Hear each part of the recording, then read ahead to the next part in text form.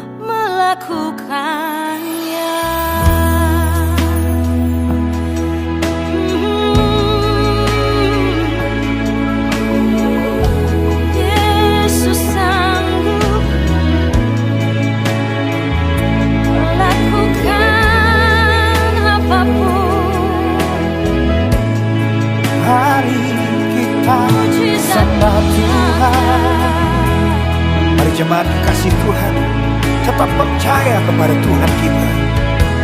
Ini kami Allahmu.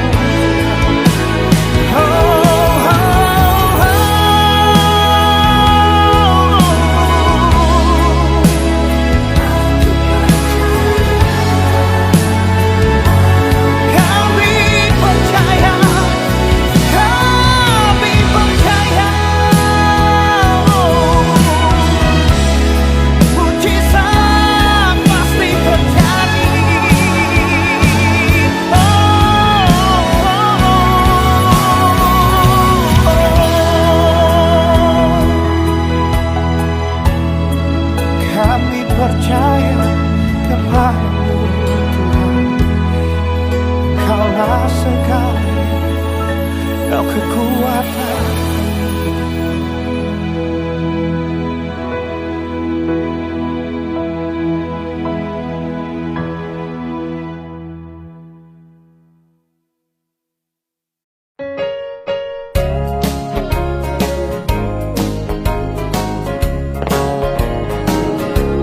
Telah kau periksa hatimu kala hari kan lalu. Adakah sesuatu kau sembunyikan? Jika hidupmu selesai, kekekalan dimulai. Bila kau dihadapkan, akan puaskah Tuhan? Puaskah Tuhan? Puaskah Tuhan? Puaskah Dia denganku? Telah ku hidup baik atau tiada baik, puaskah Dia denganku?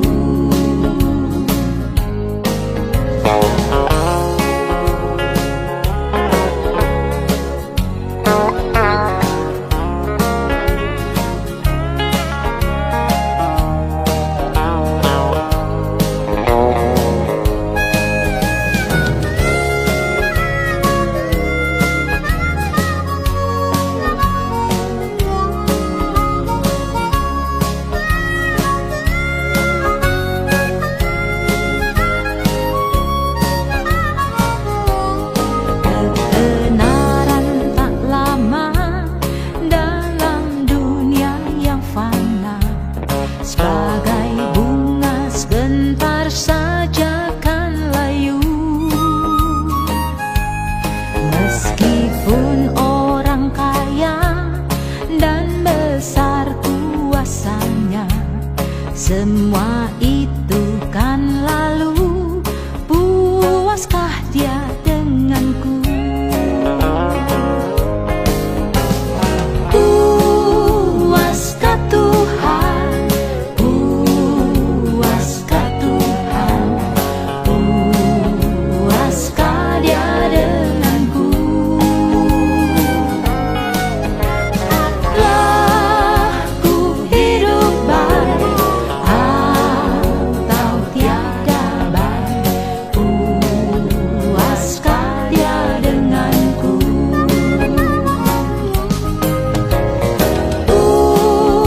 Puaskah Tuhan? Puaskah Tuhan? Puaskah Dia denganku?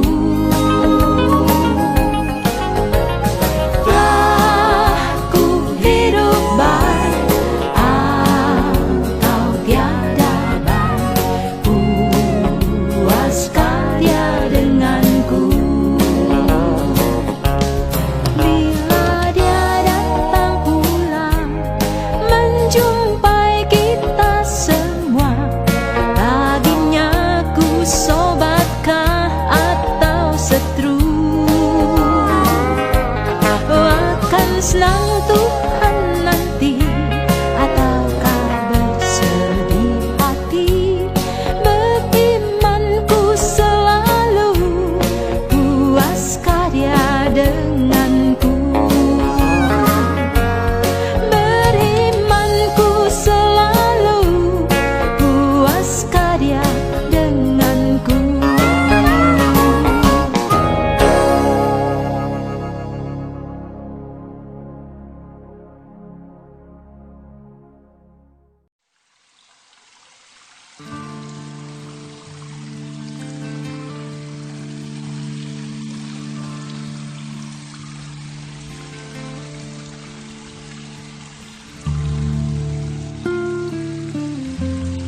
Rema hari ini, Ayub 42 ayat 5. Hanya dari kata orang saja aku mendengar tentang Engkau, tetapi sekarang mataku sendiri memandang Engkau.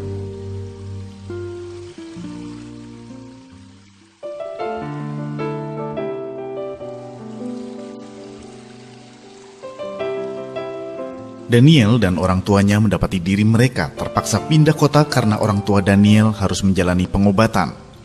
Pemindahan ini mengakibatkan mereka menghadapi masalah keuangan serius karena biaya hidup di kota besar sangat tinggi, mencakup biaya rumah, sekolah, pengobatan, dan kebutuhan sehari-hari. Suatu hari ketika kebutuhan finansial mereka sangat mendesak, Paman Daniel mengundang mereka untuk bertemu dengan keluarga yang kebetulan berada di kota tersebut. Keluarga tersebut datang, dan setelah pertemuan, saat hendak pulang, Paman Daniel memanggil Ibu Daniel dan memberikan sebuah amplop. Di dalam mobil, mereka membuka amplop tersebut dan terkejut menemukan sejumlah uang dalam dolar Singapura yang jika dikurskan mencapai puluhan juta rupiah. Daniel terhenyak, teringat pada pagi hari ketika mereka bersama-sama berdoa dan ibunya membaca firman Tuhan. Ayat yang dibacakan ternyata sesuai dengan pengalaman mereka. Apa yang tidak pernah dilihat oleh mata, tidak pernah didengar oleh telinga, dan tidak pernah timbul di dalam hati manusia. Semua yang disediakan Allah untuk mereka yang mengasihi Dia. Sungguh, Allah bekerja melalui pamannya untuk memberkati Daniel dan keluarganya. Selama ini Daniel hanya mendengar orang bersaksi bagaimana Allah menolong. Tetapi malam itu, dia sendiri menyaksikan bagaimana Allah turun tangan dan memberkati mereka. Rema hari ini menguatkan kita bahwa kita tidak hanya mendengar apa yang orang lain alami bersama Tuhan. Kita juga bisa mengalami Tuhan. Mengalami Tuhan adalah salah satu syarat menghadapi pelipat gandaan. Karena dengan mengalami Tuhan, kita merasakan kasih Tuhan yang sangat besar. Mari kita menyerahkan semua pergumulan kita kepada Tuhan. Percaya dan imani bahwa Tuhan sanggup menyelesaikan setiap persoalan yang kita hadapi. Bahkan pelipat gandaan akan Tuhan kerjakan buat kita di tahun ini. Apakah Anda sudah mengalami Tuhan secara pribadi? Apa yang Anda harapkan ketika Anda mengalami Tuhan secara pribadi? Komitmen apa yang akan Anda ambil agar bisa mengalami Tuhan secara pribadi?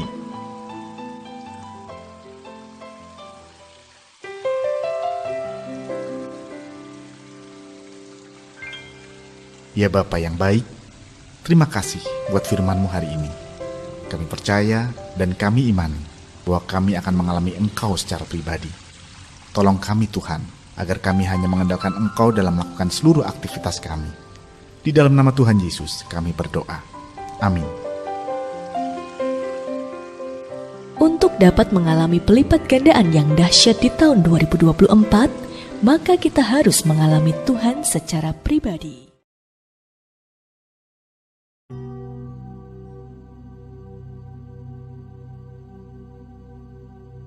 Shalom, selamat malam Bapak Ibu Saudara yang dikasihi Tuhan Yesus Kristus. Selamat berjumpa dalam renungan pada malam hari ini. Doa dan harapan saya saudara semua ada dalam keadaan yang baik, sehat, penuh sukacita, dan selalu berlimpah berkat Tuhan. Sebelum kita mendengarkan renungan firman Tuhan, mari kita berdoa.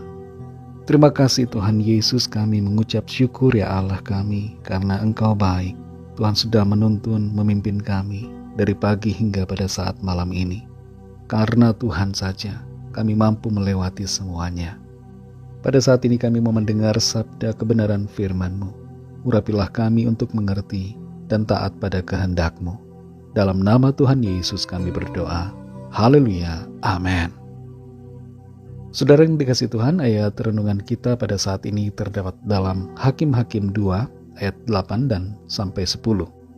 Tertulis demikian. Dan Yosua bin Nun, hamba Tuhan itu, mati pada umur 110 tahun. Ia dikuburkan di daerah milik pusakanya di Timnat Heres, di pegunungan Efraim, di sebelah utara Gunung Gaas.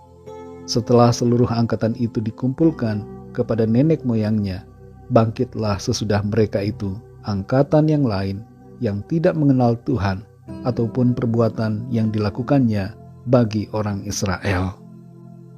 Saudara yang dikasihi Tuhan, ada sebuah istilah yang disebut dengan generation gap atau kesenjangan generasi yang mungkin banyak dari kita sudah tahu. Kesenjangan generasi mengacu kepada jurang yang memisahkan keyakinan dan perilaku antara dua generasi berbeda. Kesenjangan generasi menggambarkan perbedaan pemikiran, tindakan, atau selera yang ditunjukkan oleh generasi muda versus generasi tua.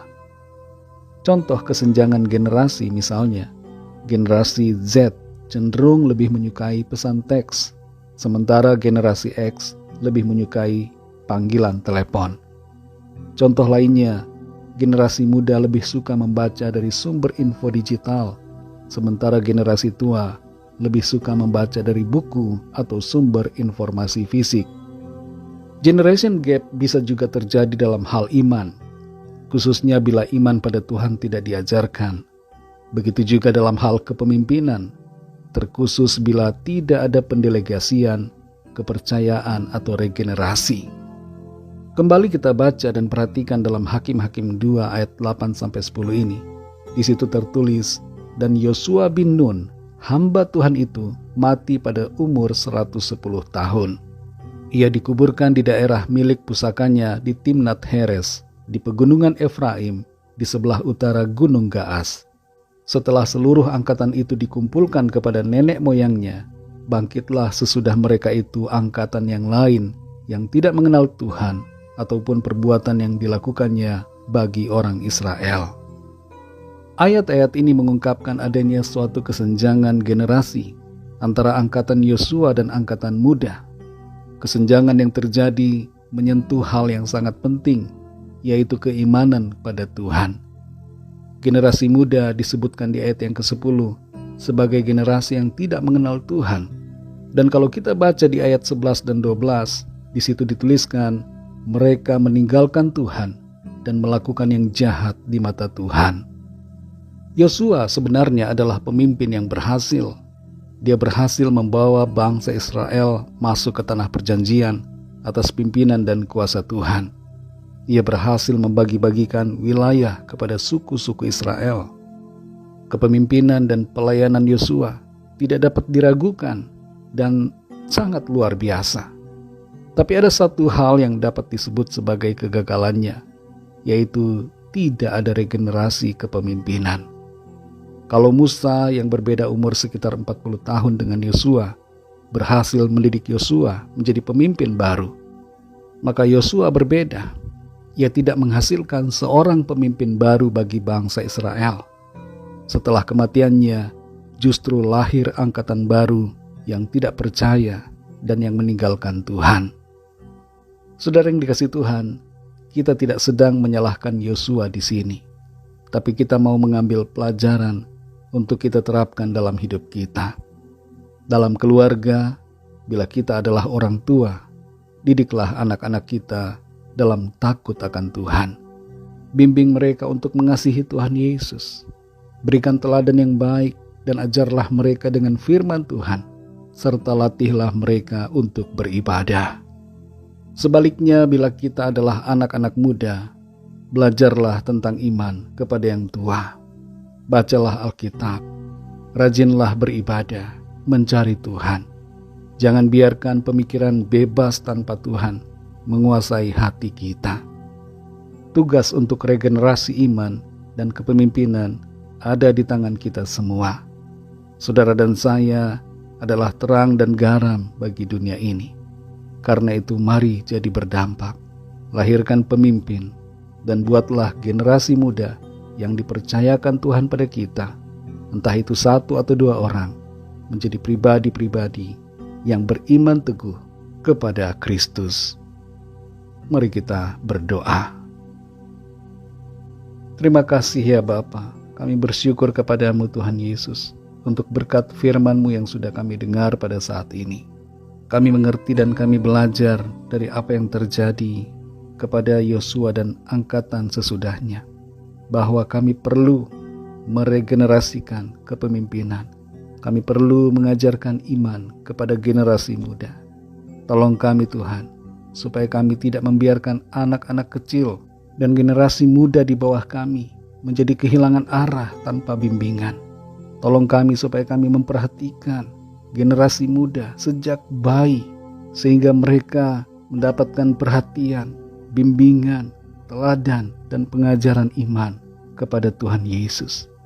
Tolong kami juga yang masih muda, untuk kami mau belajar, untuk lebih mengenal Tuhan, mencari Tuhan dalam hidup kami, merindukanmu, mengasihimu setiap hari. Dan ajar kami untuk melayani Tuhan senantiasa. Terima kasih Tuhan, pimpin kami Roh Kudus untuk selalu berjalan dalam kebenaran-Mu. Berkatilah kami di sepanjang malam ini dalam istirahat kami. Lingkupi kami dengan kasih dan kuasa-Mu. Kami berdoa bagi yang sakit dan yang sedang dalam pergumulan, agar kuasa Tuhan bekerja, menjamah, menyembuhkan, memberikan pemulihan. Ada kuasa pertolongan yang ajaib yang Tuhan nyatakan bagi setiap kami. Berkatilah bangsa dan negara kami Indonesia, juga semua bangsa di dunia ini. Berikanlah keamanan, kedamaian dan kesejahteraan.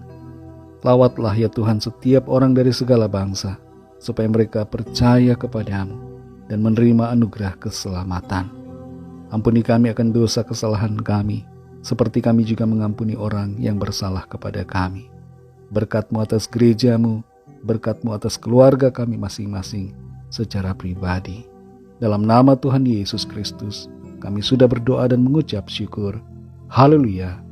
Terimalah berkat Tuhan. Tuhan memberkati engkau dan melindungi engkau.